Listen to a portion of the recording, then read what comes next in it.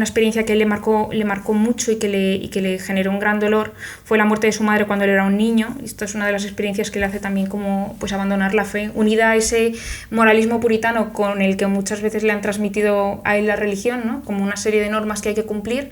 Esa experiencia de haber perdido a su madre siendo él tan pequeño y por la que él había rezado y que finalmente no salió adelante, su madre falleció, pues a él le generó mucho rechazo. Pero fue una conversación que duró toda la noche, ¿no? Y en la que Tolkien le enseñó a Lewis la importancia que tienen los mitos, ¿no? Y cómo el mito, cómo el cristianismo y la historia de Cristo era un mito hecho realidad, ¿no? Porque en este caso decía, bueno, pues Balder es un dios que muere y vuelve a la vida, pero con la diferencia que no ha existido, ¿no? Y Cristo sí ha existido, ¿no? Entonces... Pero vamos a demorarnos en eso, que ahí está la chicha. Ese es el tema complicado.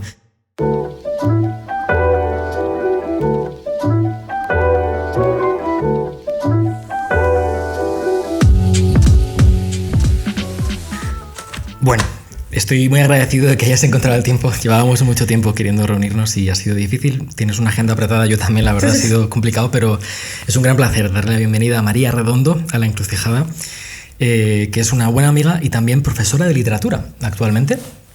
Y tu tesis doctoral ha sido sobre la obra de C.S. Lewis, que es el autor del que vamos a hablar hoy. Yo empecé una serie de episodios que era como vidas de personajes interesantes, ¿no? Y mucha gente me decía, bueno, pero solo has hecho uno, porque solo hice un episodio de Edith Stein y la cosa acabó ahí y la gente me decía, ¿pero eso a dónde iba? Y bueno, este es otro episodio, ¿no? Sobre la vida de C.S. Lewis, que es un autor del que, bueno, se puede decir mucho. Vamos a intentar seguir su trayectoria, sobre todo la época de su conversión, que es algo que me interesa bastante. Y nada, si quieres contarnos un poco sobre la tesis doctoral que hiciste, que defendiste recientemente además sobre C.S. Lewis, el tema general para introducir un poco a los oyentes. Sí, bueno, yo la tesis doctoral la hice sobre la figura de Lewis, pero me centré fundamentalmente en los escritos y en los libros que él redactó sobre literatura medieval, porque me daba cuenta que C.S. Lewis era muy conocido, ¿no? Pues por todas sus obras apologéticas, por todas las crónicas de Narnia, obviamente, pero lo que yo veía, ¿no? Desde también cuando era niña, que leía pues las crónicas de Narnia, era como que se había olvidado o se había dicho poco de la figura de Lewis como académico de literatura medieval, que en realidad era como la profesión que desempeñó toda su vida, ¿no? Entonces, mi tesis lo que hice fue estudiar la visión del mundo, la visión sacramental de la realidad que tiene C.S. Lewis, partiendo de sus estudios de literatura medieval. Y ese es un poco el tema general. Vale, quizá la primera pregunta que tendría que haber hecho es ¿quién es Lewis? Para gente que no lo conozca. Sí. Y también ponernos de acuerdo en cómo se dice. ¿Hay que decir Lewis o Lewis? ¿Qué piensas? Pues yo a lo mejor en este episodio digo a veces Lewis, a veces digo Luis, porque muchas veces cuando dicen no, ¿de qué has hecho la tesis? No, de C.S. Lewis, ¿quién? Entonces hay veces que digo directamente Lewis. En inglés es Lewis, ¿no? Tú que eres filólogo. Sí, es Lewis. Suena muy fino, ¿no? Claro. Lewis para los amigos. Lewis para los amigos, venga, Lewis, C.S. Lewis. Y decías que... ¿Quién es en general, no? O sea, para gente que no le conozca su obra. Pues un poco así para introducir quién era la figura de C.S. Lewis. Él nació en 1898, ¿no? Él viene de una familia anglicana, nace en Belfast, en Irlanda del Norte. Y pues como también muchos a lo mejor saben, ¿no? Irlanda del Norte es un territorio muy marcado por una tradición protestante muy fuerte. Él se cría en un contexto muy moralista, muy puritano, y entonces eso a él le marca mucho de niño. Narra, yo hay un libro que recomiendo mucho, que de hecho fue el primero que yo me leí un poco para conocer quién era Lewis, y es su autobiografía, que es Surprised by Joy, cautivado por la alegría, para los amigos, y es un libro donde él cuenta muy bien precisamente lo que ha sido su historia también de conversión, pero desde que él era un niño, ¿no? Entonces, experiencias que él vive desde que tiene casi memoria, sobre cómo ha vivido él pues la fe, cómo en un principio también pues la abandona. Entonces, él es hijo de familia protestante, tiene un hermano que es Warney, con el que tiene una relación muy estrecha, y los dos, desde que son pequeños, él cuenta en su autobiografía cómo cultivan mucho la lectura, la creación de mundos fantásticos, que muchos dicen, pues de aquí vendrá Narnia, tal. Entonces, animales que hablan, y él lo cuenta como una experiencia que a él le marcó mucho con su hermano. Tiene un poco también una experiencia que él le marcó mucho y que le generó un gran dolor, fue la muerte de su madre cuando él era un niño. Esto es una de las experiencias que le hace también como pues abandonar la fe, unida a ese moralismo puritano con el que muchas veces le han transmitido a él la religión, ¿no? Como una serie de normas que hay que cumplir. Esa experiencia de haber perdido a su madre siendo él tan pequeño y por la que él había rezado, y que finalmente no salió adelante, su madre falleció, pues a él le generó mucho rechazo. ¿Cuántos años tenía Lewis cuando murió su madre? Pues que tendría como unos 7 años, o sea, sinceramente no me lo sé de memoria, pero sé que era... Bueno, luego vas a suspender el examen. Claro, pues era un niño, Sí, muy pequeño, porque justo, para acordarse. Sí, 7 años, 10 años. Entonces, claro, su madre de hecho creo que muere en 1905. Luis nace en el 98. Pues por ahí. Pero vamos, o sea, no recuerdo, para quien lo esté escuchando, no recuerdo ahora mismo la fecha exacta, pero lo que ocurre después de la muerte de su madre es que su padre se ve solo con 2 niños, entonces lo que hacen es llevarles a distintos colegios, tanto de Irlanda como de Inglaterra, para formarles. Entonces Luis cuenta también cómo su paso por estos colegios a él le influyen de una forma bastante negativa, porque él lo que quería básicamente era pues estar en su casa, ¿no? Entonces cuenta como experiencias que tuvo negativas tanto a la hora de vivir la fe como también el modo de enseñar de determinados profesores. Había uno, por ejemplo, que aunque él fue de hecho el profesor que le animó a entrar en Oxford, él cuenta como que le transmitió un modo de entender el mundo muy racionalista. Entonces eso también fue como un paso, ¿no? O para alejarle de todo lo que es la fe. El tipo de fe que él había recibido, ¿no? Que era de carácter bastante... No sé si nos puedes contar un poco sobre eso. Hay una anécdota que Abel contó en algún podcast anterior sobre Luis, diciendo cómo de pequeño pues le obligaban, ¿no? a tener estos sentimientillos cuando estaba rezando y a poner una cierta intención que no estaba ahí y que le parecía un poco forzado y un poco irreal, ¿no? Claro. Y que eso tiene que ver con la pérdida de fe. No me conozco la historia exacta de cómo pierde la fe. O sea, realmente él no cuenta como un hecho en concreto en el que él dice, a partir de este momento yo perdí la fe, sino como que, al igual que su conversión también, no es que tampoco hubiese un hecho como decisivo, sino como que fue un progreso. O sea, como que todo fue sumando. Entonces, primero, sus experiencias más tempranas, como es vivir la fe desde un punto de vista muy, muy moralista, muy del cumplimiento de la norma y también de la apariencia, cuando realmente él no sentía eso. De hecho, él cuenta como que se sentía fatal porque él hizo, o sea, como se confirmó, creo que era la confirmación, sin creer en Dios, por complacer a su padre. Entonces él se sentía muy, muy hipócrita en ese sentido, porque es mera apariencia, cuando él en realidad no creía en nada. Y esto luego yo creo que tiene que ver bastante con el proceso de su vuelta también al cristianismo, porque esto que tú comentabas de el deseo como de sentir, ¿no? de vivir y que sea todo como una experiencia que casi hasta que la puedes tocar, eso también es lo que le va a ocurrir cuando intenta volver a la fe cristiana, que él comienza con un proceso que es lo que muchos llaman como de alegría. A Luis lo que le parecía el famoso joy, ¿no? Esa alegría, el concepto central, ¿verdad? Eso es. Sí. Él deseaba como retenerlo para sí. Entonces decía, como yo, al leer este tipo de literatura que me apasiona tanto y por el que yo experimento este gozo, ¿cómo puedo retenerlo en mí para siempre? ¿No? Entonces te das cuenta que eso es algo que no depende de ti, que depende de otro que está fuera. Hay una especie de dislocación en el Luis más joven, quizás estemos saltándonos etapas, pero me llama mucho la atención, ¿no? Leyendo sobre su vida, como él tiene esas experiencias de alegría cuando es pequeño, pero luego, según se va haciendo mayor, su razón es incapaz de abrirse a las afirmaciones que propone el cristianismo, etc. Hay una especie de dislocación en su interior que también tiene un poco que ver con su participación en la Primera Guerra Mundial, imagino, ¿no? Donde él tiene esa especie de intuición profunda, ¿no? De momentos de felicidad intensa en esta vida, pero a la vez una conciencia racionalista de que eso no es posible y que realmente cuando miras fríamente la realidad a tu alrededor no hay razones, ¿no? para pensar que esa alegría está justificada, ¿no? Eso es un poco la idea. Eso es. Nos tocan al timbre, esto es el cartero de Narnia que está aquí. Bueno, cosas del directo. Cosas del directo, sí. Pero bueno, no sé si o sea, es que él hablará mucho sobre eso, ¿no? Cómo reconciliar la razón y la imaginación, esos momentos de joy y esos momentos de... Claro, a ver, esa es una de las cosas por las que él dice, realmente...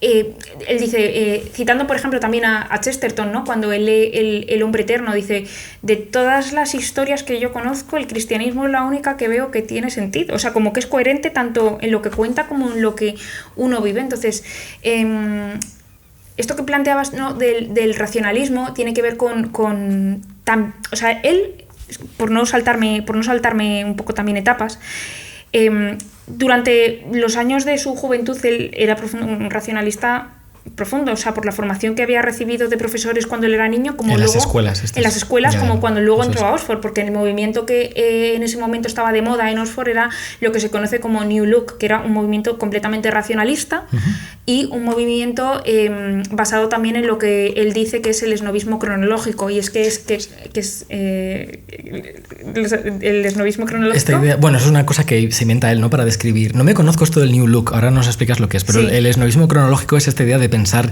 que porque hoy estamos a jueves, las cosas van a ir mejor que hace 2 días que estábamos a martes, ¿no? Eso es. Entonces, claro, él vive en esa corriente y lo que ve es que Luis no es tonto. Entonces, es un hombre que no se conforma con decir, bueno, pues yo creo esto, pero es que tú te das cuenta que es que eso choca con tu vida porque no se sustenta.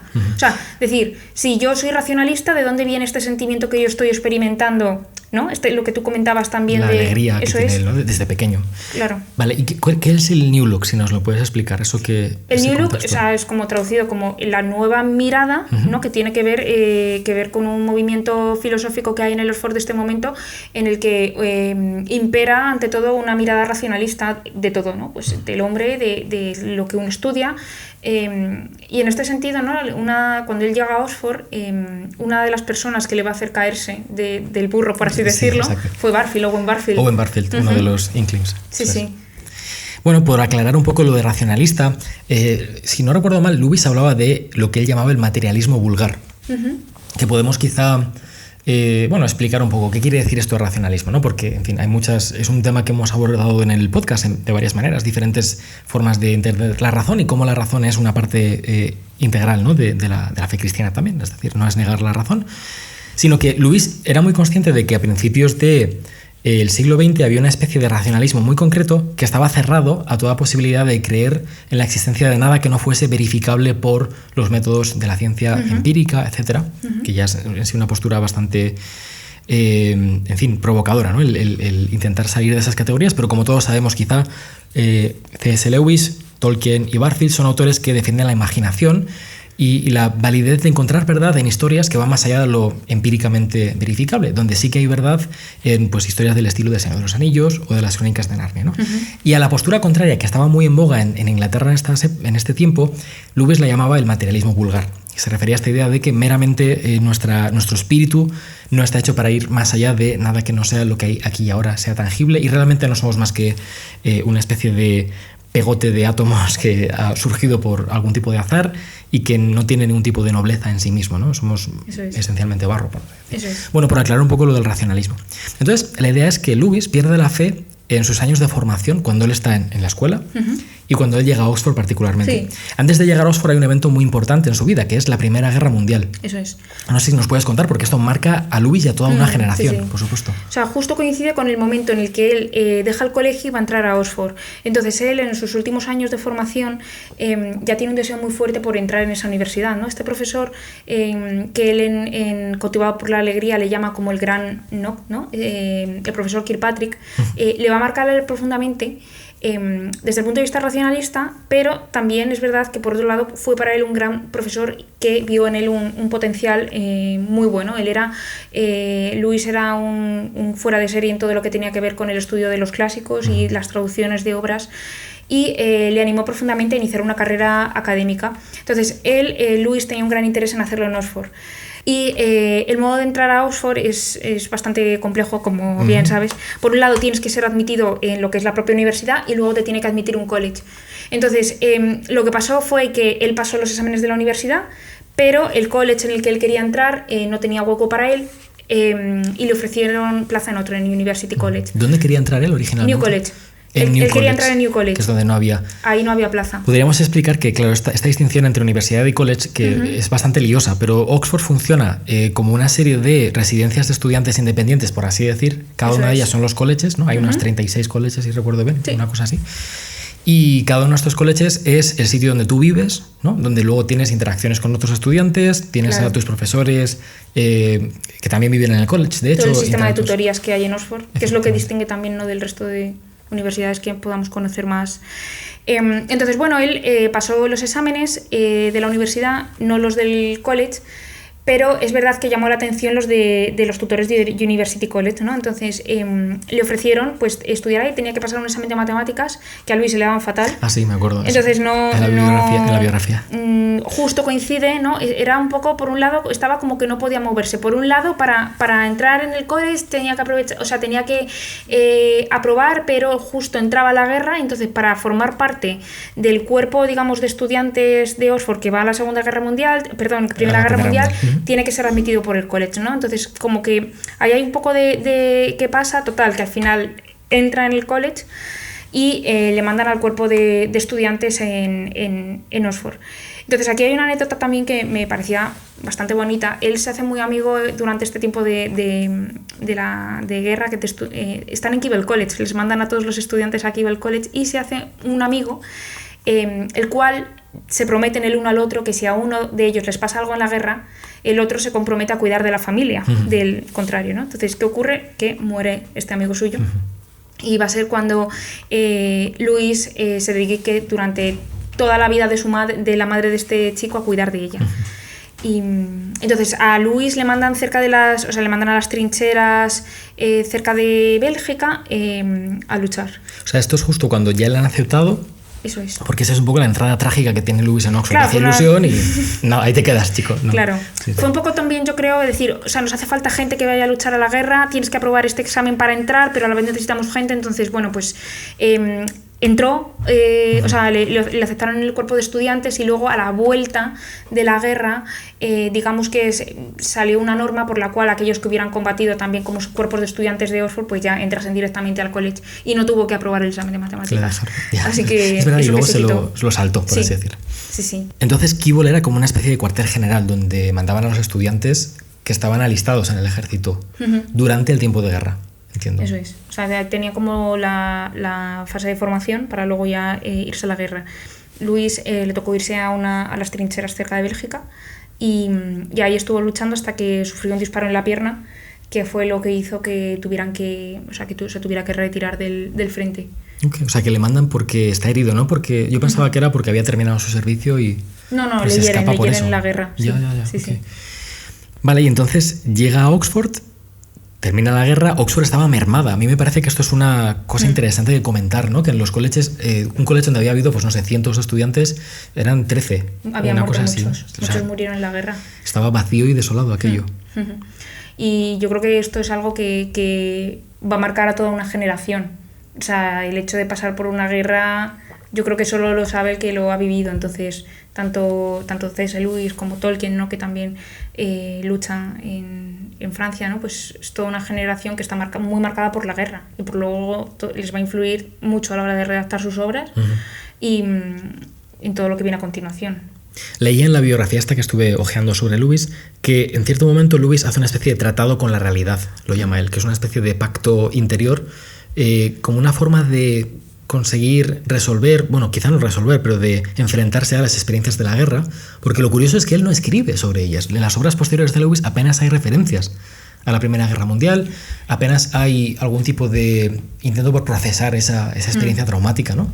Y entonces el biógrafo al que leía decía esto, que Lewis hace un tratado con la realidad donde simplemente eso ocurre, él le traza esta especie de línea, eso queda ahí, él no lo toca, lo deja estar y continúa. Mucha gente luego acusa a Lewis de represión, ¿no? De a lo mejor pues haberse guardado esas experiencias y no haber sabido expresarlas o curarlas, o porque es una experiencia que en todos los autores sale por algún lado o por otro, del siglo XX me refiero, ¿no? Que luchan en las guerras, en las trincheras. Yo creo que efectivamente en muchas obras él no habla directamente de su experiencia como tal luchando en la guerra. Es cierto que sus primeras obras, que son unos poemas, los escribe durante la Primera Guerra Mundial. Yo creo que Lewis es mucho más, por así decirlo, activo hablando de la guerra en la segunda, ¿no? Cuando, si podemos hablar luego si quieres de esto, cuando él realmente no habla de su paso por las trincheras como tal, pero sí que es cierto que en muchas de sus obras se puede ver que hay un trasfondo, ¿no? Entre una lucha entre el bien y el mal, ¿no? Entonces, por ejemplo, todo lo que es su trilogía de ficción, ¿no? De la trilogía espacial, especialmente también quizá en la última novela, que es Esa horrible fortaleza, lo que se ve es que efectivamente son como los efectos que causa la guerra, más que el hecho de decir la experiencia tan horrible de lo que supone ver morir pues a tu compañero y todo lo que supone las desgracias de una guerra, son las consecuencias que además eso conlleva, ¿no? Con todo lo que supone también pues los avances desde el punto de vista científico, la masacre de los campos de concentración, todo eso sí que se puede ver en su obra. Ok, vale. Bueno, entonces él llega a Oxford, ahora carga con la familia de su amigo que ha muerto en las trincheras y empieza una carrera. Has mencionado antes que su profesor en la escuela le anima porque ve su talento en los clásicos, ¿no? En las obras de literatura griega y latina, ¿no? Tradicionales, clásicas. Ve mucho talento ahí, pero también has mencionado que Lewis es medievalista o se dedica al medievo. Sí. ¿Cuál es un poco, a grandes trazos, la carrera académica de Lewis? ¿Cómo pasa él cómo empieza a estudiar, qué empieza a estudiar y cómo acaba siendo un medievalista él? Claro, él entra en Oxford, acaba la guerra, ¿no? Y entonces empieza a estudiar lo que se conoce como Grits, que son como los clásicos allí en Oxford, que es una de las carreras estrella. Eso es. Hemos tenido a gente que ha estudiado Classics aquí en el podcast. ¿Ah, sí? Bill Mullins estuvo. Ah, qué bueno. Sí, hace la temporada pasada. Qué bien. Y le hicimos la broma de la reina de las carreras. Pues eso, C.S. Lewis estudió la reina de las carreras allí, que era Clásicas en University College, entonces él quería seguir una carrera académica en Oxford. Entonces en ese momento las plazas que había, pues no había plazas y varios profesores le recomendaron que si realmente lo que quería era quedarse en Oxford, que estudiase lo que era literatura inglesa. Él en un momento se mostró bastante reticente porque literatura inglesa, como que en ese momento, en los años 20 del siglo pasado, no tenía muy buena fama, era como, bueno, pues un poco lo que todo el mundo, o sea, lo que no pueden estudiar, o sea, para gente un poco como de segunda, ¿no? Entonces, sí. Es un sistema muy clasista también en este sentido, sí. y entonces le decían que, bueno, que si quería hacer carrera académica fuese por literatura inglesa. Entonces se matriculó en literatura inglesa, va a ser durante su periodo también aquí de estudiante de literatura inglesa cuando conozca a Barfield también, que es interesante. La primera de las amistades que tiene en Oxford, ¿no? Muy temprana. Es de las primeras de las amistades, antes que Tolkien, o sea, conoció a Barfield. De hecho, Barfield es el primer ¿Quién es este Barfield? Vamos a romper una lanza. Sí, porque estamos hablando mucho de Barfield y no te estamos diciendo quién es. El pobre, ¿no? Y luego Tolkien, a todo el mundo conoce, claro. Yo creo más o menos, ¿no? Tolkien, el autor de Señor de los Anillos, pero Barfield es este otro inkling que está por ahí, pero como dices, es el primero y el último. Sí, ¿Quién es Barfield?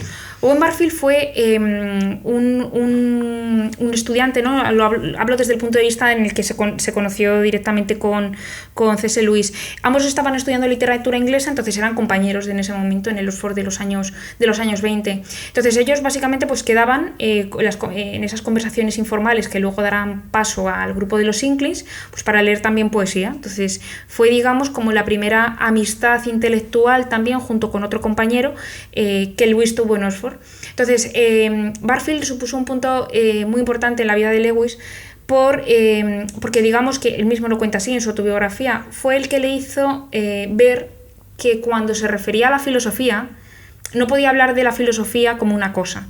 Lewis decía, la filosofía es un tema. Entonces Barfield le corregía y le decía, no es un tema, es un camino. Entonces, como que tenían ahí sus debates y sus conversaciones también intelectuales y ayudó mucho a Lewis en su paso, en su camino de conversión también, por eso también no fue algo ocurrió esto y entonces se convirtió, es algo progresivo. Claro, evidentemente, de décadas. Claro, entonces le hizo ver caerse por un poco de lo que era la corriente racionalista también y abandonar el snobismo cronológico. Esto es a muy grandes líneas un poco lo que supuso Barfield para Lewis.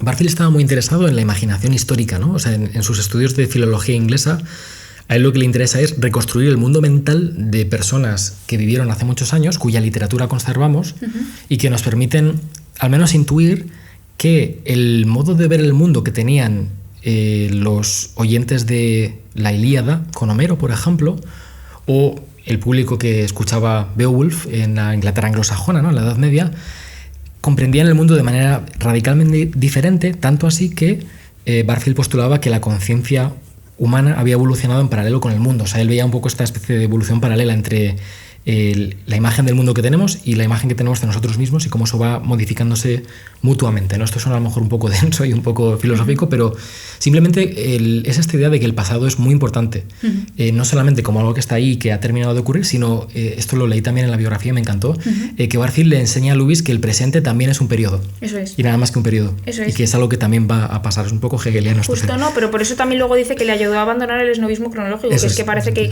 todo lo que viene va a ser mejor que lo anterior. Entonces, supuso para él un paso muy importante en ese camino de conversión.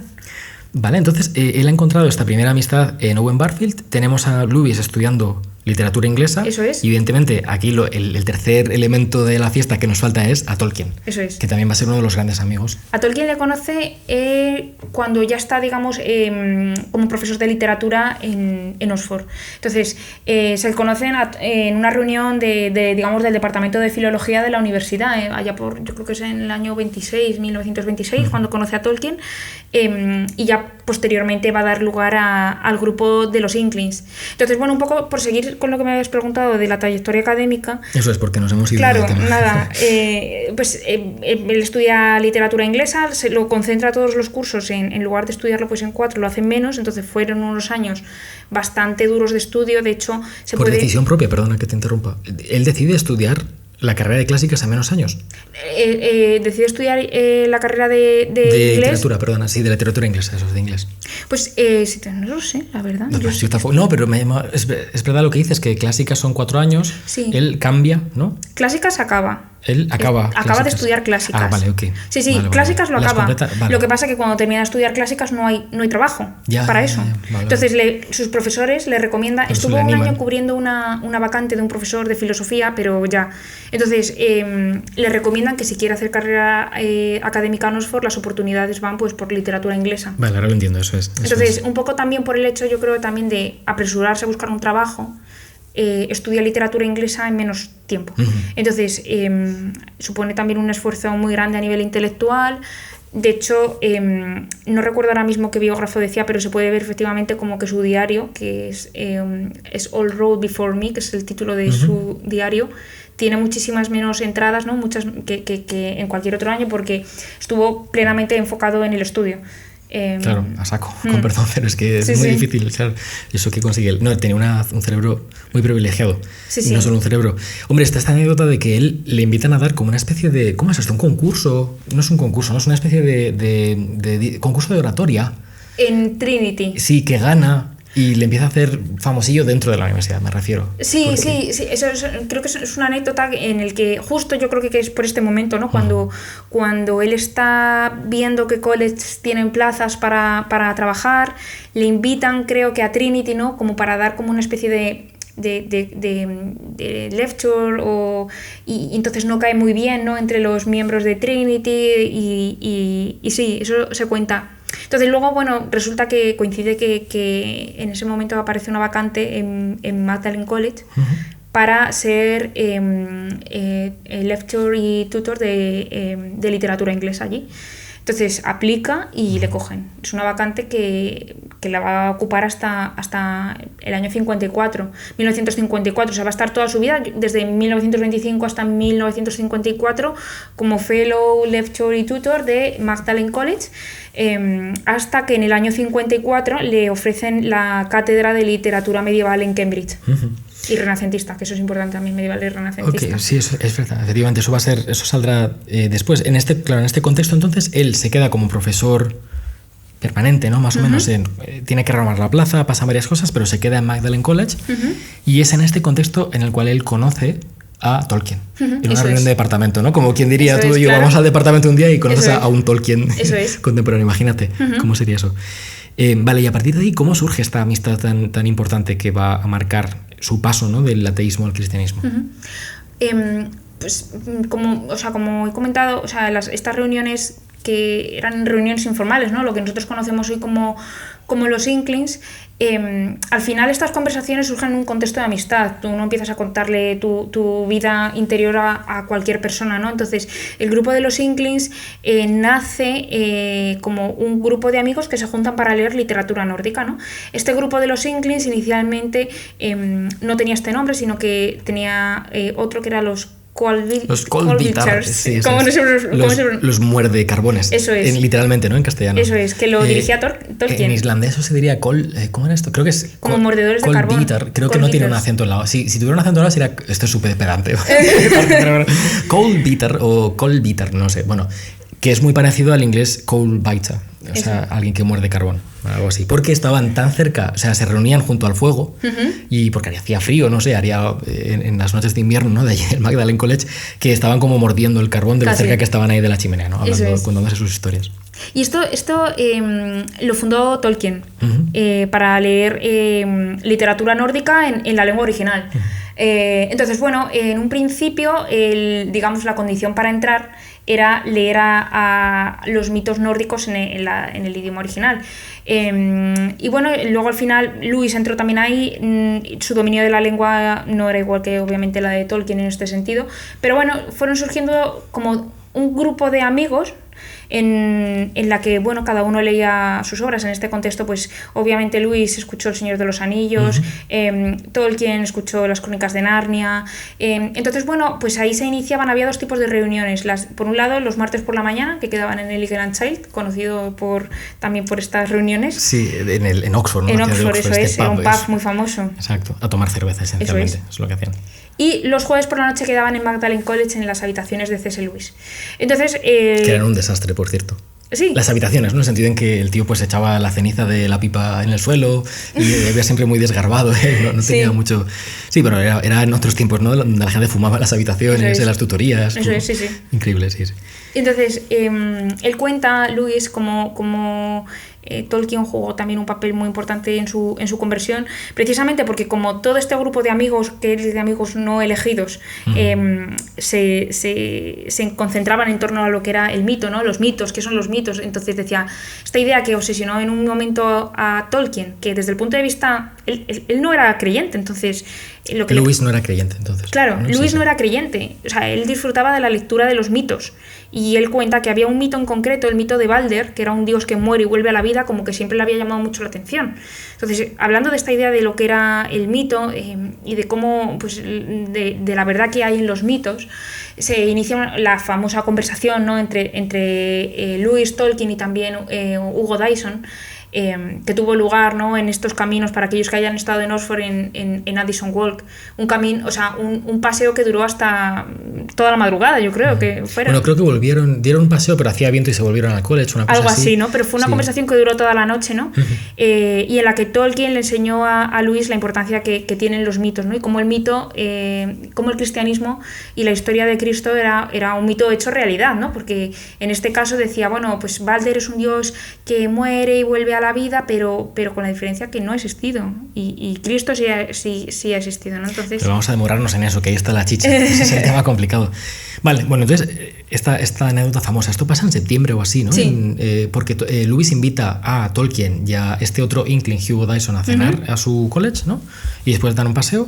Y entonces es esta idea del mito. Esta idea del mito está muy conectada con un poema que escribirá Tolkien más adelante, justo a raíz de esta conversación, ¿no?, que es Mito Poella, donde intenta explicarle, y es muy interesante la dedicatoria del poema, ¿no?, donde le dice de Filomito a Misomito. Eso es. De una persona que ama los mitos a aquella que los odia, o a aquella que dice que los mitos son mentiras breathed through silver, ¿no? La idea de mentiras como, ¿cómo se diría esto?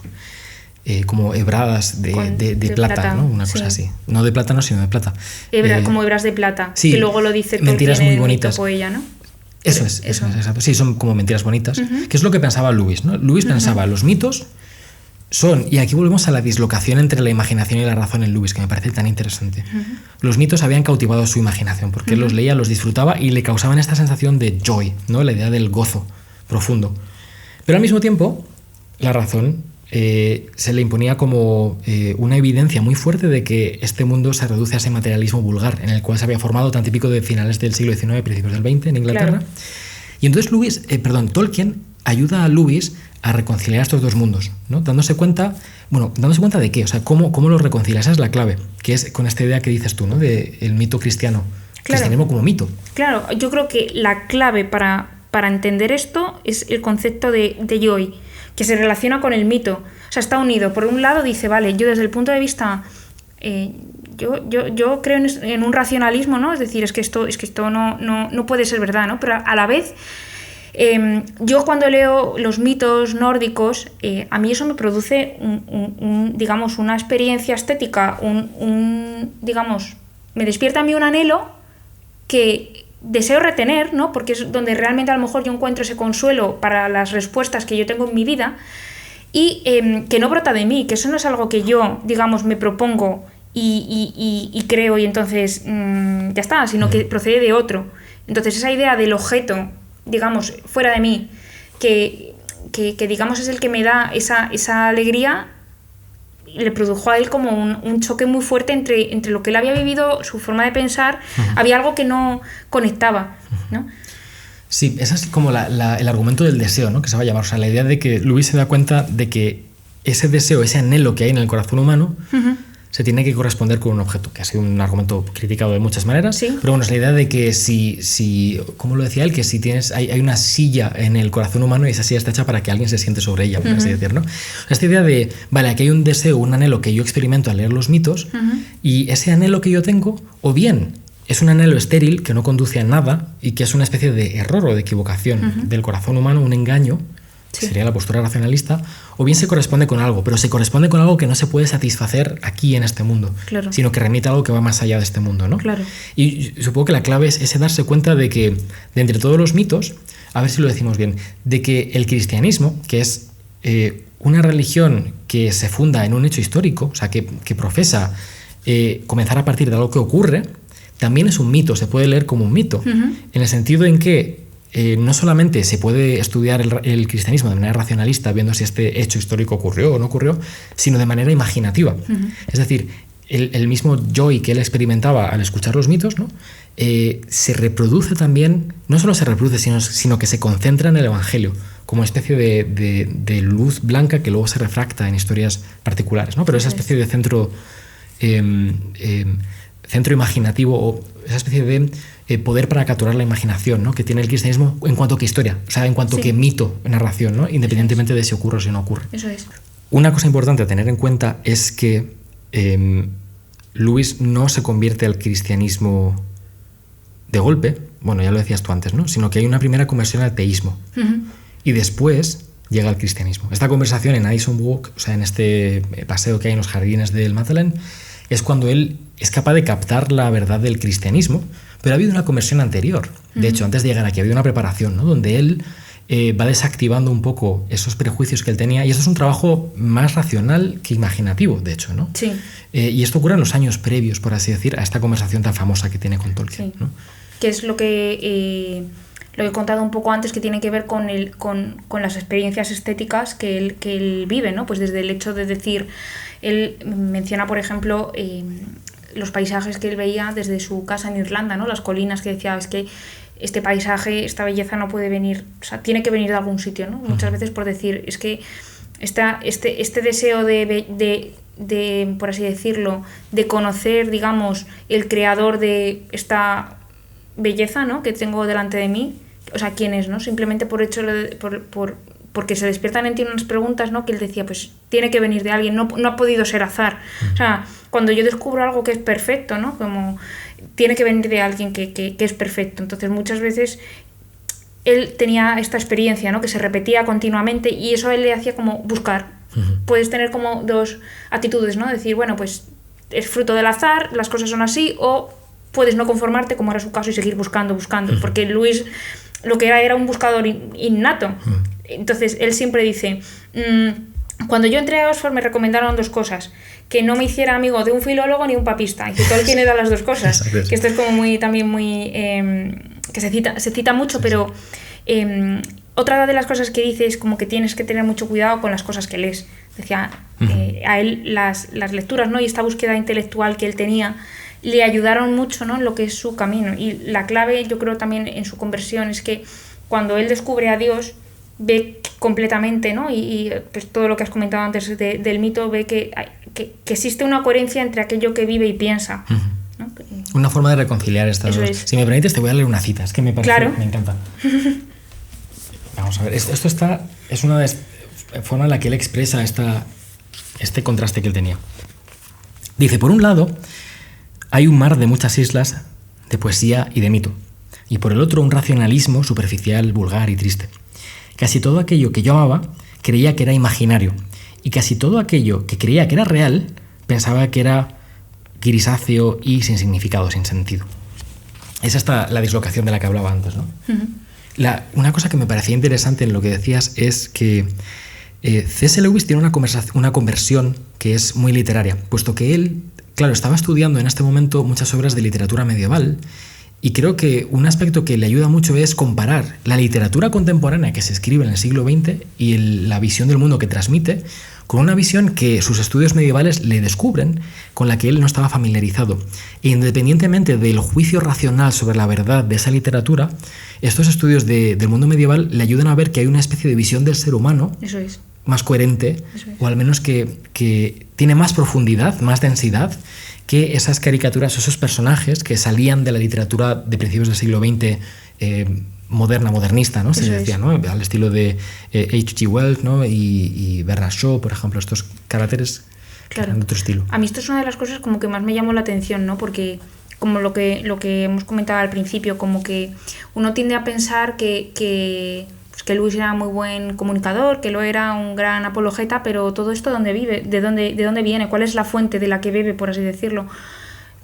Y él fue profesor de literatura, especialmente medieval, durante toda su vida. Y esto, precisamente, uno se pone a estudiar cuáles eran las obras medievales, cuál es la visión del mundo del hombre medieval, y lo que se da cuenta es de esto, de una visión simbólica del mundo que choca completamente con la visión del hombre que tiene el siglo XX, ¿no? Frente a esta visión materialista, utilitarista, donde la ciencia tiene la respuesta a todo.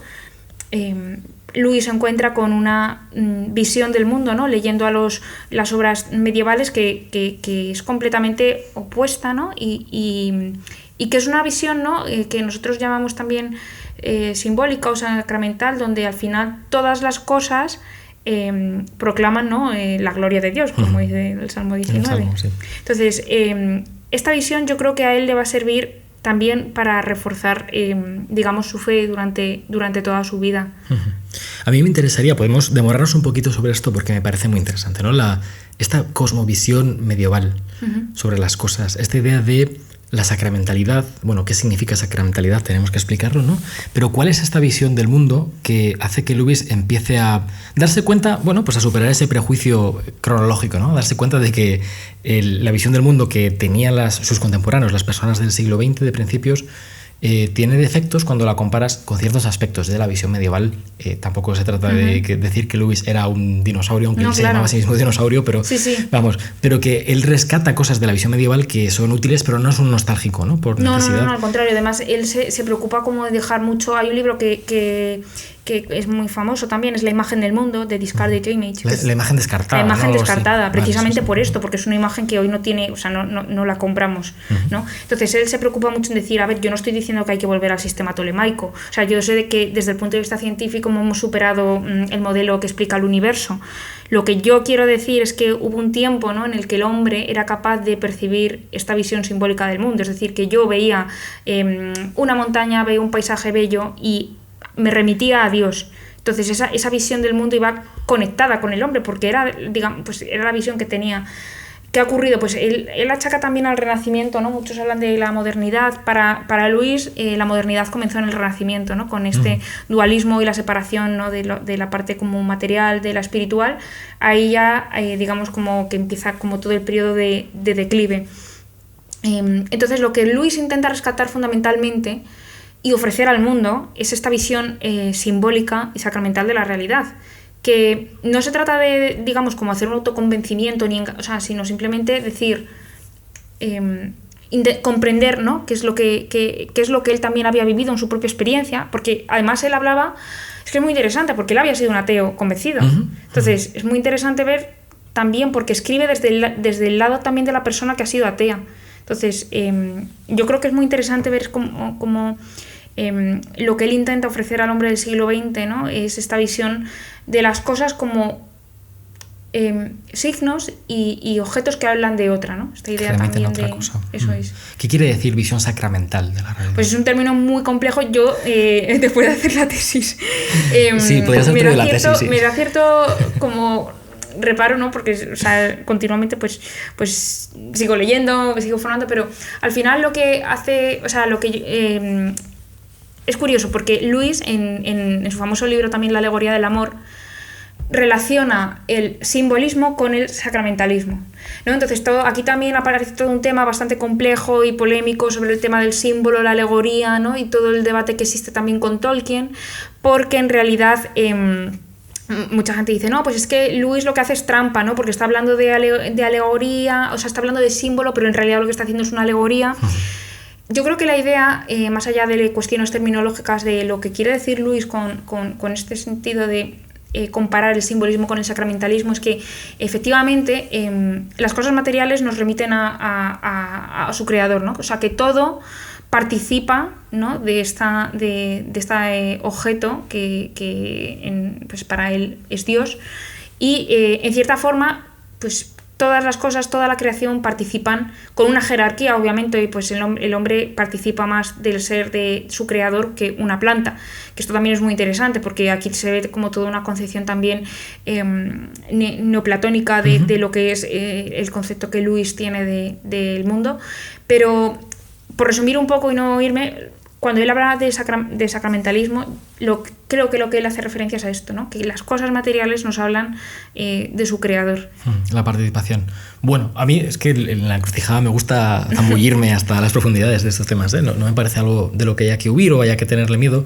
Hemos hablado de neoplatonismo en el podcast anteriormente. Le pido perdón a quienes no se escuchen por mi voz porque estoy ronco y tengo una voz y estoy... No Pensé que ibas a decir por hablar de neoplatonismo. Y por hablar de neoplatonismo. No, pero bueno, en neoplatonismo hablamos en otro contexto, hablando sobre Dios, el concepto de Dios, etc.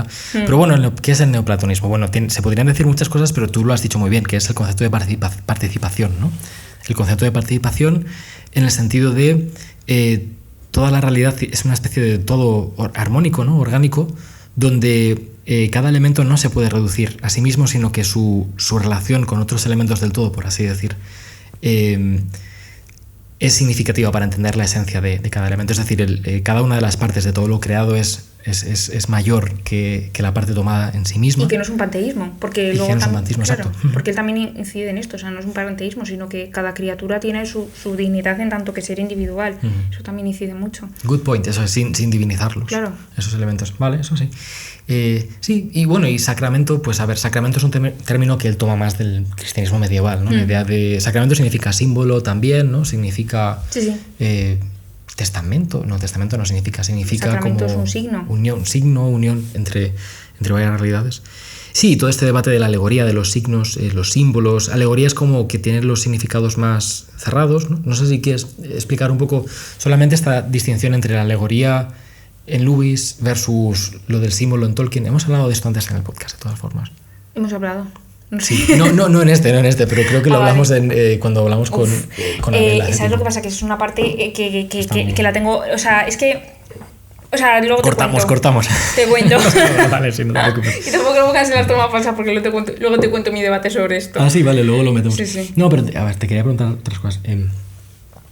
También un poco en lo que has comentado se va entreviendo varios debates que va a tener Lewis cuando adquiera cierta fama, ¿no? Es decir, no solamente la fama que él tendrá, sino los choques frontales con muchos contemporáneos, pensadores, intelectuales e incluso escritores, ¿no? Literarios, sobre las múltiples cosas que has dicho. O sea, sobre el concepto de una realidad jerárquica donde las cosas participan de la realidad espiritual, por así de Dios, en mayor o menor medida, por grados. Esta especie de jerarquía del ser, de todas las cosas que son, pues es una chirría muchísimo, ¿no? en el pensamiento contemporáneo, claro, en la biología, etc.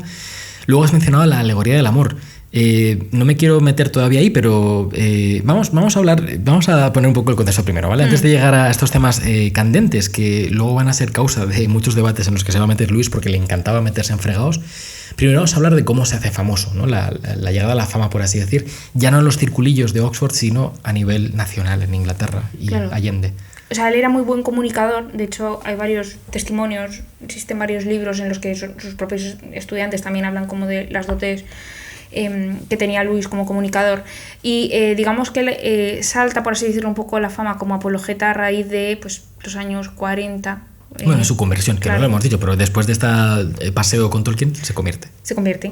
Y... Cuéntanos de eso, es que nos hemos saltado esa parte, perdona. Claro, no, bueno, lo que has comentado también un poco antes, que había sido un proceso gradual, ¿no? Que en un primer momento se había convertido al ateísmo y luego ya propiamente al cristianismo, pues, y él intenta pues, vivir una vida acorde pues, con su fe, ¿no? Y él va trabajando como profesor de literatura medieval en Oxford, hasta que, bueno, pasan los años, estalla la Segunda Guerra Mundial y a él le piden también dar una serie de charlas radiofónicas en la BBC, que estas charlas radiofónicas se concentrarán luego en lo que hoy conocemos como el famoso libro de Mero Cristianismo, que son una recopilación de charlas para que él graba allí en Oxford para ayudar a la población pues, a mantener vivo su fe, ¿no? Y el espíritu en tiempo de guerra.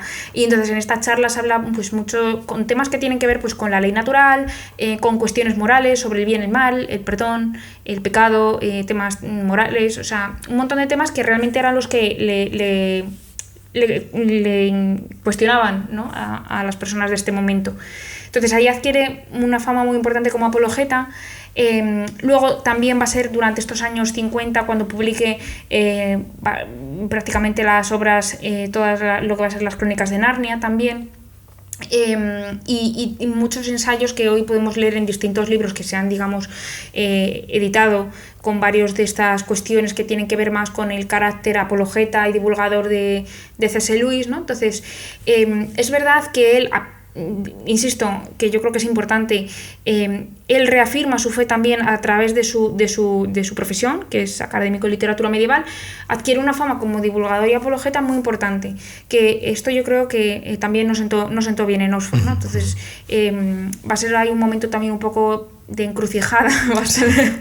Efectivamente, es que no lo sabemos bien en este podcast. Claro, que él en Oxford, pues en este ambiente cientificista, ¿no? Donde la ciencia se pone como la medida de todas las cosas. Es muy importante también su libro de la abolición del hombre, precisamente, que es un libro muy interesante, donde él habla de la ley natural y de cómo muchas veces, ¿no? Cuando uno intenta aplicar los métodos de la ciencia al hombre, ¿no? Es como el colmo de los colmos. Ya cuando uno intenta aplicar los métodos empíricos a la realidad del hombre, lo que conduce es a la abolición del hombre. Entonces, digamos que todas estas obras se van publicando en estos años, ¿no? Posteriores a su conversión. Claro, es que has mencionado la abolición del hombre y me ha venido a la mente, esto lo hablábamos antes, ¿no? Me ha venido a la mente de las muchas críticas que él recibe por esta especie de vuelta a la Edad Media, ¿no? De repensar la Edad Media cuando en Inglaterra la Edad Media tenía malísima prensa. La sigue teniendo no solo en Inglaterra, sino en España también. En muchos sitios se suele utilizar la Edad Media como sinónimo de retroceso, sí, etcétera, ¿no? Y, o sea, Luis era medievalista. Segundo, está hablando de pues esos temas neoplatónicos, critica la ciencia y el cientificismo. ¿Vale? Eso no es verdad. No critica la ciencia y el cientificismo. Sí, perdón, el cientificismo en el sentido de... Perdón, critica el cientificismo, la ciencia. De hecho, es muy interesante porque él dice, me han acusado muchas veces de ser como un anticientífico y ser un hombre como eso, un dinosaurio arcaico, y él dice tal cual, yo no estoy en contra de la ciencia, de lo que estoy en contra es del cientificismo. ¿Qué es esto? O sea, el hecho de que uno pueda aplicar los métodos de la ciencia al hombre. O sea, los métodos de la ciencia son para la ciencia. Entonces, es verdad que mucha gente ha tenido una visión errónea, ¿no? Y se ha quedado como con la parte que le interesa. Y decir, no, es que Lewis es un retrógrado, es un anticientífico, claro. Claro, es que esa es la crítica que se le hace a Lewis. Claro. Es una persona, pues eso, por las razones que he dicho, ¿no? Y chocaba mucho se metía en fregados enormes. Mencionabas algo de un debate con un biólogo con el que se sí, mete o sea, también. claro, él vive desde el punto de vista también histórico y es contemporáneo varios biólogos que entran en un debate también acalorado con él, y de hecho uno de ellos es Haldane, que es un biólogo con el que se intercambia varios artículos que luego aparecen publicados en prensa, ¿no? Donde Haldane le echa en cara también cómo ha escrito su obra de ciencia ficción, que es la trilogía cósmica, y básicamente, o sea, lo que le ocurre a Haldane no es por defender a uno u otro, sino que no ha leído bien a Lewis, ¿no? Entonces hay todo un intercambio también como epistolar de entre ellos en los que discuten de estos temas. También es que Lewis le llamaba mucho la filosofía realmente, ¿no? O sea, hay un cierto momento en su vida que tiene que elegir entre literatura y filosofía, pero luego no va a hacer más que meterse en filosofía. Claro, porque a él le hubiera gustado siempre llevar su carrera académica también por filosofía. Lo que pasa es que en ese momento no había plaza, pero es cierto como que toda también su carrera académica va a ir unida a una visión también, intentar comprender la realidad desde el punto de vista filosófico, entonces como que va siempre muy unido. De hecho, es curioso porque no se puede intentar, digamos, muchas veces hacer un estudio de la obra de Lewis desde un punto de vista... O sea, a ver, me estoy metiendo a lo mejor en un fregado, pero quiero decir, Lewis no era teólogo, claro, tampoco era filósofo. Exacto, eso es. Entonces, muchas veces intentar decir, no, es que esto no está bien expresado, claro, es que no y tampoco lo pretendía, quiero decir, su forma de ver el mundo y de explicar la filosofía era la de un hombre que había leído muchísimo, que está muy bien formado, pero no es, por así decirlo, como una filosofía sistemática que se encuadre dentro, no, o sea, es el conocimiento de un hombre que ha leído mucho, pero que tampoco tenía el interés de crear como, digamos, una corriente filosófica o teológica que defendiera algo. Claro, y surge un poco oportunistamente casi, ¿no? O sea, en el sentido de estas charlas de guerra, en tiempo de guerra, donde la sociedad británica necesitaba cierto estímulo moral, ¿no? Coraje moral, y Lewis ocupa ese rol de ser persona que va a hacer estas radiodifusiones, ¿no? de diferentes mensajes para animar a la población británica. Claro. Y eso le pone en el papel de teólogo improvisado, ¿no? Casi. Claro, pero es que él además dice, cuando uno lee mero cristianismo, lo primero que dice, yo no voy a entrar en cuestiones teológicas, uno, porque no soy teólogo, dos, porque es que no es mi interés hablar de cuestiones que diferencian a los cristianos, ¿no? Que ya son bastante las diferencias, sino de aquello que nos une. Entonces, toda la obra de Lewis es muy cristológica, él habla mucho de Cristo. Más allá de si eres anglicano, eres protestante, eres católico, entonces él incide mucho en esto. Entonces, intentar ver muchas veces como una, digamos, teología sistemática en Lewis, personalmente yo creo que no o sea, que bebe obviamente de toda una tradición teológica medieval muy fuerte, pero no era teólogo. Sí, efectivamente. También te digo que la mención de las charlas en tiempo de guerra me trae a la mente el sitio desde el que él las daba, que era su casa. ¿Su casa? En Oxford. Eso es. Sí, yo es que, claro, no quiero hacer como muchas menciones así a Oxford, pero tú que conoces bien Oxford, pues muchas las grababa desde The Kilns, que está, para aquellos que no lo sepan, como a las afueras de Oxford, en Headington. Y también desde la iglesia, desde St. Mary, que es en High Street. En el centro de Oxford, eso no sabía yo. Sí, de hecho, ¿te acuerdas la iglesia? O sea, bueno, está University Church, que era la iglesia de la universidad, justo a la izquierda, si sales, te pones así mirando hacia el Radcliffe Cámara, a la izquierda hay una puerta, que si tú sales por ahí, la vista que tienes es la de, ¿cómo se llama esto? Donde...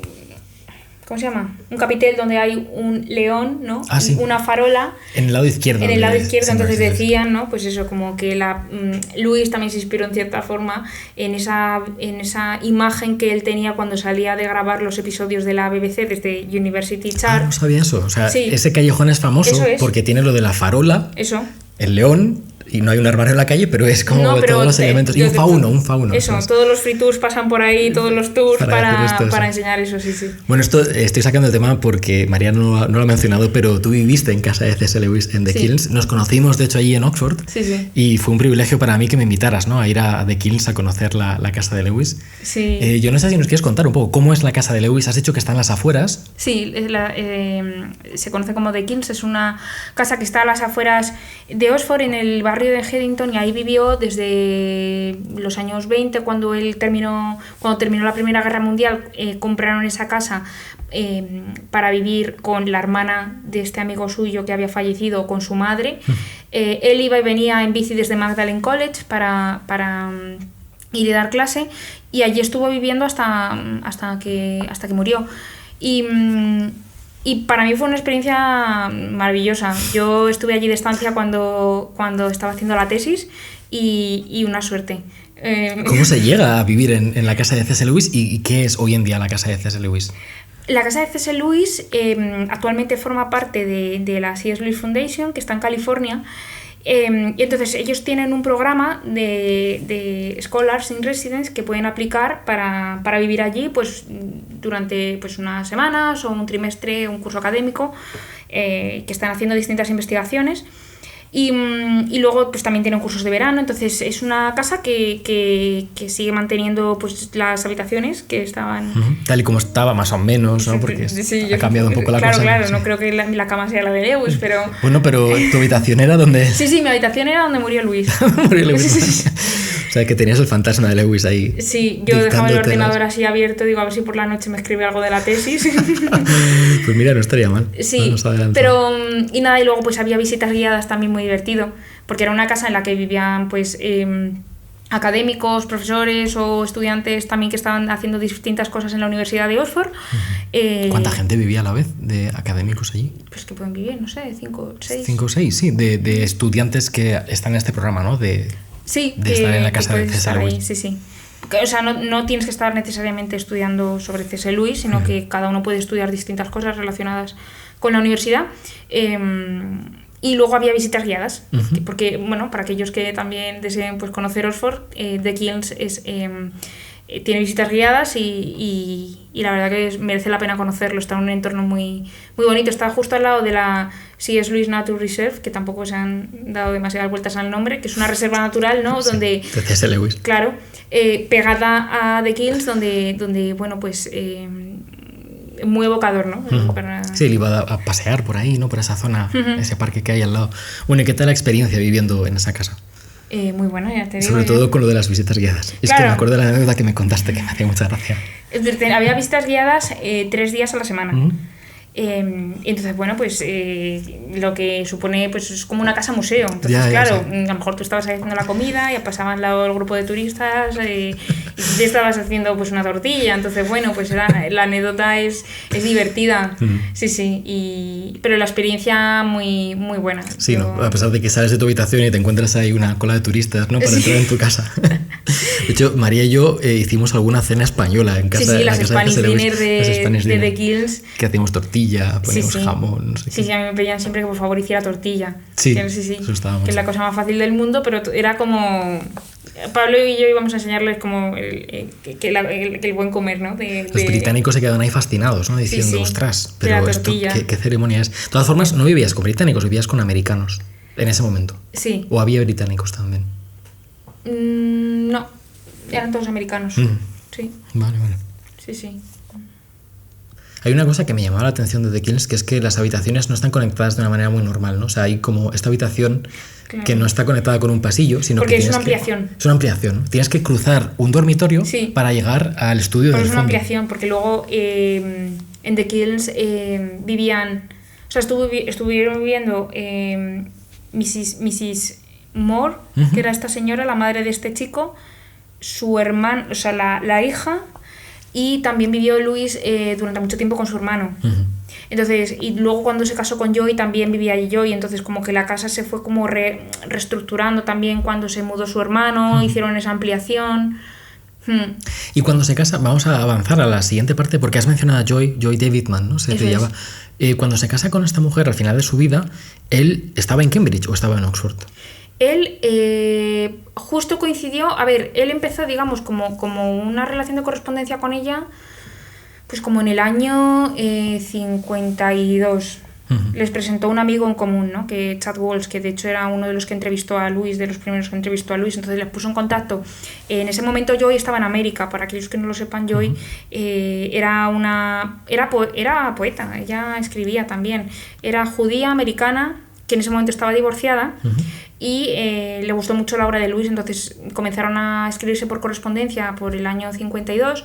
Luego ella viajó a Oxford y quedó en varias ocasiones con Lewis, quedaron a comer y demás, hasta que en el año 54 ella se llevó a sus 2 hijos de Estados Unidos a Londres a vivir, estuvieron viviendo allí. Y entonces fue ahí cuando ya, digamos, como tuvieron una relación de amistad más cercana. Al final, Lewis también intervino, esto fue en el año, 54, él fue justo cuando se fue a Cambridge, entonces digamos que coincidió que en este periodo en el que él conoció a Joy. Y entonces hubo un momento en el que a Joy no le renovaron la visa para permanecer en Inglaterra y entonces tenía que volver a Estados Unidos, que no quería. Entonces Lewis le ofreció el favor de casarse con ella para conseguir la nacionalidad británica. Vale. Y era por esto, por el visado, ¿no? Eso, lo sabía. Claro, entonces, de hecho, los que no conozcan un poco esto, hay una película muy buena que es Tierras de Penumbra. Sí, genial película, con Anthony Hopkins. Eso es, donde cuenta la relación de Lewis con su mujer, y una cosa que empieza siendo como casi un favor, decir, bueno, pues de hecho es algo que sus amigos lo vieron muy mal, ¿no? Cuando ellos se casaron se lo dijo Lewis a muy pocos. Se casaron por lo civil, únicamente por una cuestión de papeles. De hecho, en este momento Joy estaba viviendo cerca de The Kilns. Lewis había alquilado una casa para ella y para sus 2 hijos, y entonces, claro, es curioso, ¿no? Porque en una de las biografías también cuenta que los vecinos como que era raro, estos 2 han casado, cada uno vive en su casa, sí, eso. Como que los vecinos empezaban a decir que cosa más rara, y entonces pues bueno, Lewis visitaba también a Joy, entonces cuando volvía de Cambridge, porque él ya sí que estaba claro, ¿cómo se maneja eso? Perdona, si me puedes explicar un poco. Él gana esta plaza en Cambridge. Le ofrecen una cátedra de literatura medieval y renacentista en Cambridge. Vale. ¿Y ya tenía mala prensa, por así decir, en Oxford, más o menos? ¿O sentía cierta hostilidad por parte de Oxford? Claro, sintió cierta hostilidad, precisamente también una de estas cosas por las obras apologéticas, ¿no? Y entonces, en medio de esto, a él le ofrecen una plaza de catedrático de literatura en Cambridge. Y él la acepta en el año 54. Y ahí, de hecho, él pronuncia una lecture que va a ser muy famosa, para aquellos también como que la quieran leer, que es De Descriptione Temporum. Está escrito en... Okay. Es muy interesante. Y entonces, bueno, él está en Cambridge, es en ese momento cuando empieza a tener una relación más estrecha con Joy. Entonces, para aquellos también a lo mejor conocen un poco la historia o han visto la película, Joy enferma de un cáncer de huesos y la ingresan en el hospital, entonces va a ser Lewis también el que esté cuidándola, y va a ser en ese momento cuando se da cuenta que está enamorado de ella, ¿no? Y... Bueno, pero probablemente lo supieran, quiero decir, desde muy al comienzo de su relación. Él dice que era una relación de amistad. Sí, él no lo pensaba. Sí. Yo entendía que desde el principio como que había habido algo ahí, una química de la que él era consciente. De hecho, él dice como que, o sea, él era una relación que empezó como una relación de amistad, que pues eso, se casaron por el tema de los papeles, pero luego es que, fue... Sí, dices... Claro, casado? A ver... no sé. Sí, pero cada uno hacía vida completamente independiente. Ya. Entonces, estuvieron casados pues poco tiempo, porque Luis murió en el año 60. 63 puede ser. Yo en el 60... O sea, yo en el 60, perdona, sí. Luis en el 63. Eso es. Y entonces, pues, se casaron en el hospital de cuando yo estaba ahí ingresada. Le pidió...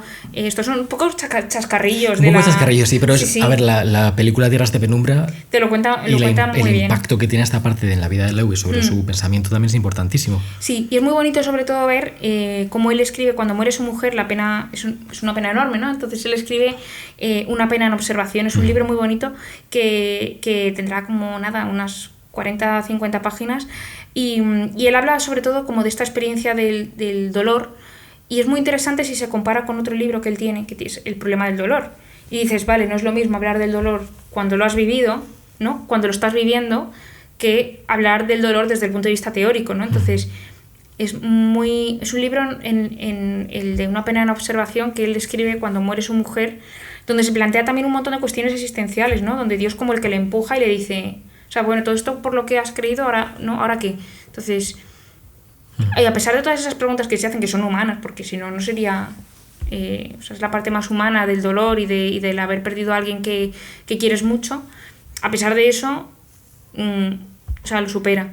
¿Cómo crees que le impacta a Lewis la muerte de su esposa y cómo impacta particularmente a su relación con Dios, el desarrollo de su pensamiento? Porque él era ateo hasta los 33 años o 31 años, es decir, la mayor parte de su vida.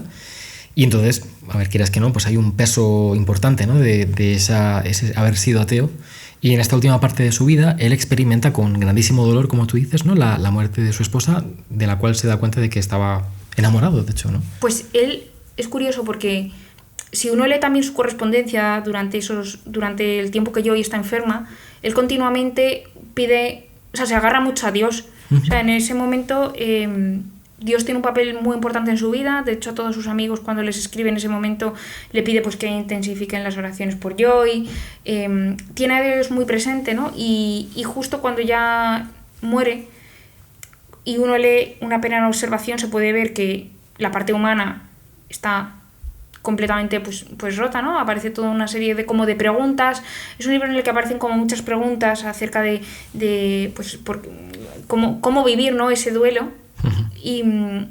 Pero a pesar de todas esas preguntas donde puede aparecer como que hay una duda existencial de Dios, es como, o sea, una superación, ¿no? Es decir, hay una frase que a mí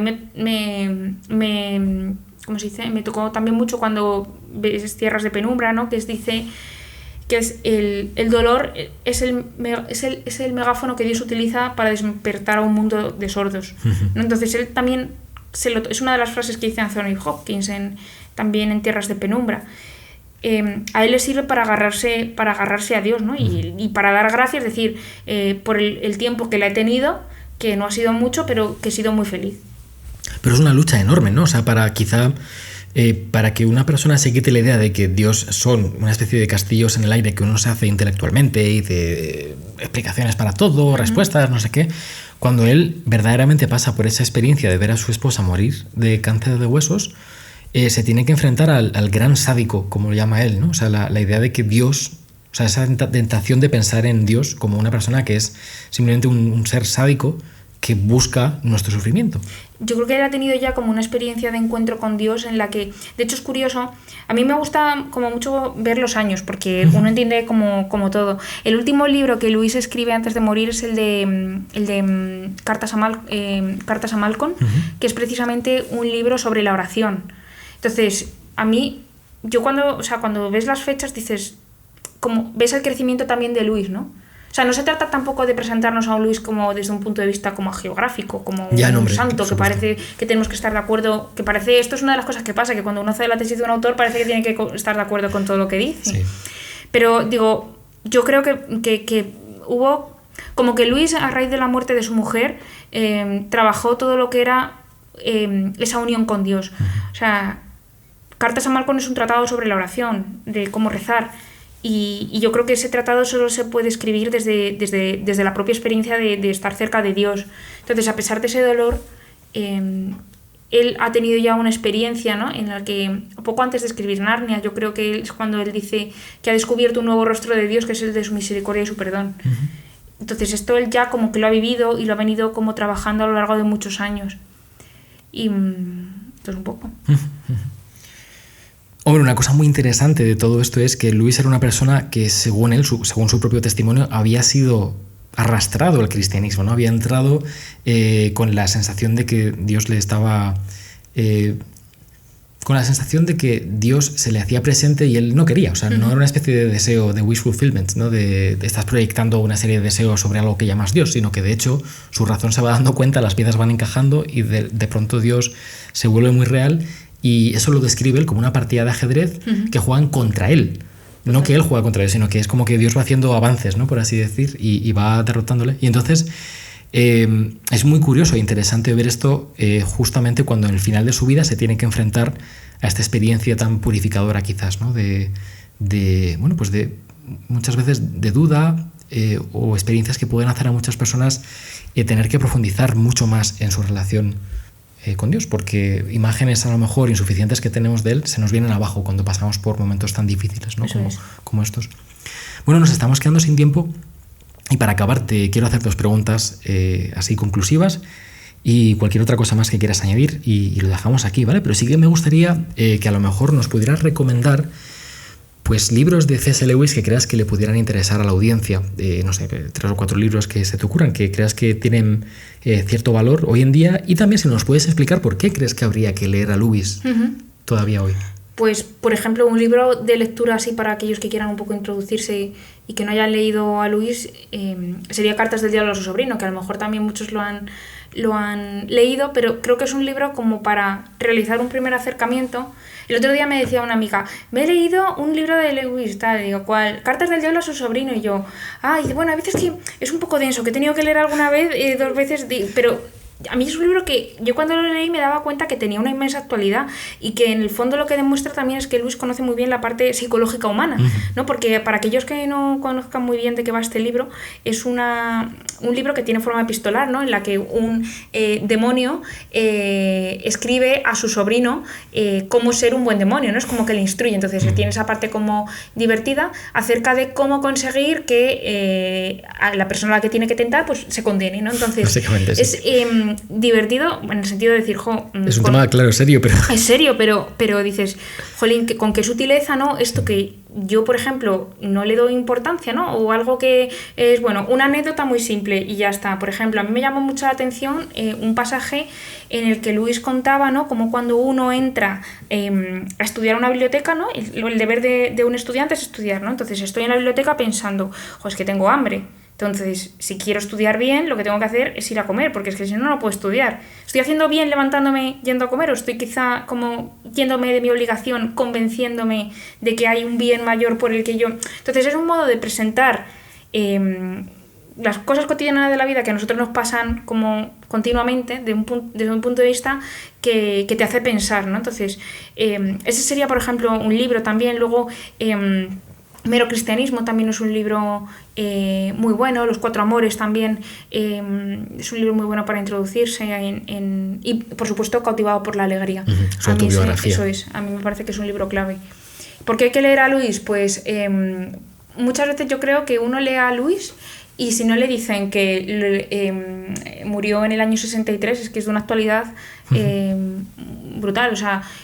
No voy a decir, como anticipo, cosas que nosotros hoy estamos viviendo, pero sí que yo creo que nos ayuda un poco como a tener en mente esta visión de que estamos hechos también para algo más, ¿no? Que las cosas no son únicamente lo que nosotros vemos, sino que hay algo, ¿no? Y que como dice el libro tan famoso de Mientras no tengamos rostros, ¿no? De Lewis también. Eso sí. Es, que al final... nosotros veremos las cosas tal cual son, ¿no? Cuando tengan su verdadero rostro, ¿no? Entonces, como que esta idea siempre está latente en la obra de Lewis y creo que nos puede ayudar mucho pues tenerla pues como también libro de mesilla, ¿no? Para el día de hoy. Muy bien, pues nada, muchísimas gracias. Te agradezco mucho por tu tiempo, por haber sacado un hueco en esta semana para que pudiéramos hablar. Y emplazo a todo el mundo, pues no sé a qué emplazo a todo el mundo. ¿Cómo acabar esto, eh? Siempre es súper complicado acabar un episodio. Y nada, y emplazo a todo el mundo a que le den una oportunidad a Lewis, que intenten leer alguna de sus obras. A mí me parece que es un gran escritor, independientemente de la confesión que profese cada cual. Era una persona con una capacidad, un conocimiento, ¿no? De la literatura medieval y del Renacimiento espectacular. Y entonces escribe, pues eso se nota, ¿no? Escribe muy bien y siempre es una diversión. De hecho, Lewis tenía este principio de la literatura no está hecha para ser estudiada de manera teórica, sino para ser disfrutada. Eso es. De nuevo el concepto de enjoyment, ¿no? De joy, Eso de gozo, de ser gozada, ¿no? La literatura hay que gozarla. Eso es. Y eso se nota en sus obras. Pues nada, muchísimas gracias, María, por tu tiempo. A ti.